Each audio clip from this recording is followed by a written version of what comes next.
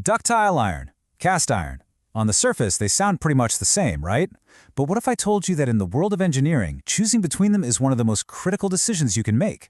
The consequences can literally mean the difference between long-term reliability and, well, catastrophic failure.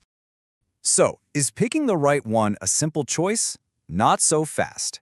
These two materials might come from the same iron family, but believe me, when you put them under pressure, they are worlds apart. So here's our game plan for this explainer. We're going to start with a little history. Then we'll uncover the tiny secret in their structure that changes absolutely everything. After that, we'll see how they perform head-to-head, figure out the right job for each, and finally, we'll talk about the bottom line, cost versus long-term value. Okay, to really get a handle on these materials, we've got to go back in time. And I mean way back. Their origins are literally thousands of years apart. Think about this. Cast iron is ancient. We're talking artifacts from the 5th century BC. But ductile iron? It's practically a baby. It was engineered in a lab in the 1940s for a very specific reason, to solve the exact problems that made its older cousin so unreliable. So what is that big secret? Well, it all boils down to what's happening on a level you can't even see with the naked eye. Everything we're about to talk about, all the differences in strength and flexibility, it all starts here. And this is where it gets really cool. A tiny, almost insignificant-seeming change in the chemical recipe completely rewrites how the material is built from the inside out. It's like adding one secret ingredient that transforms the entire dish. All right, take a look at this. This is the whole story in one picture. On the left, you've got your traditional cast iron. See those sharp, jaggedy bits of graphite? They look like flicks. Now look to the right. That's ductile iron. By adding just a little bit of magnesium, boom, those flakes form into these nice, smooth, round spheres, or nodules. And that shape changes everything.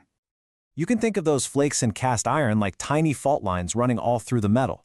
They create these built-in weak spots, just begging for a crack to start and spread without much effort at all.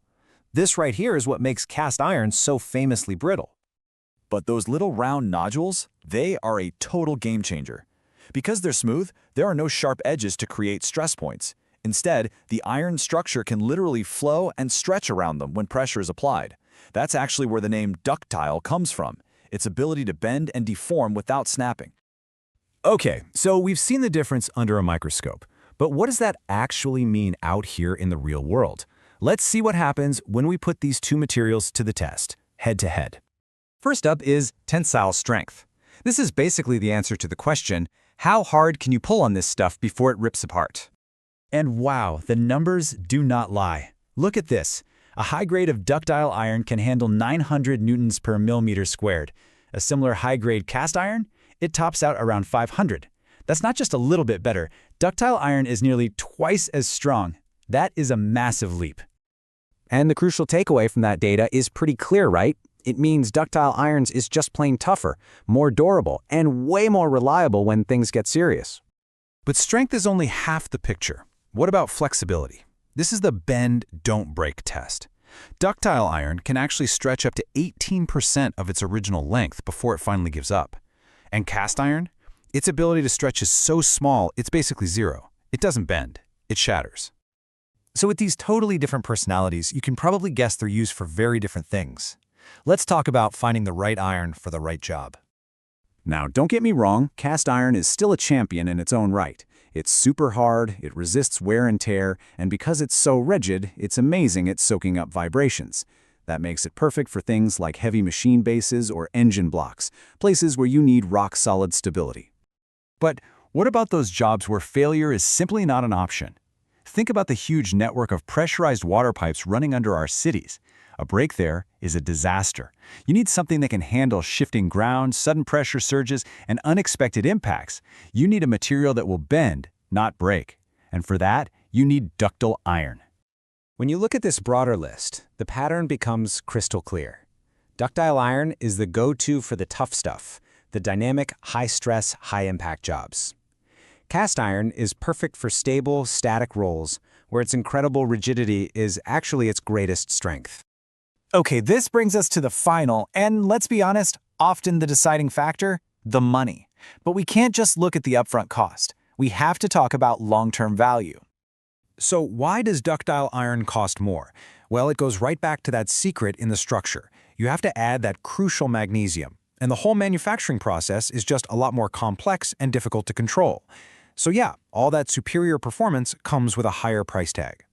And this is really the core of the financial argument. Sure, cast iron is cheaper to buy today, but ductile iron delivers a much higher lifetime value. I mean, think about it. What's the real cost of digging up a city street to repair a burst water main? Suddenly, that higher initial cost for a pipe that's built to last starts to look like a very, very smart investment.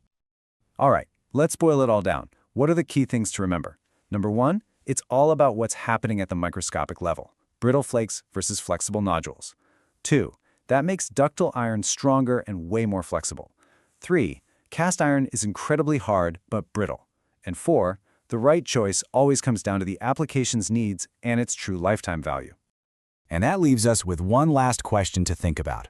When we're talking about the pipes that bring clean water to our homes, the hidden infrastructure we all depend on every single day, what is the true cost of failure? It's more than just dollars and cents, isn't it? It's about public health and safety, and that really puts this whole choice into perspective.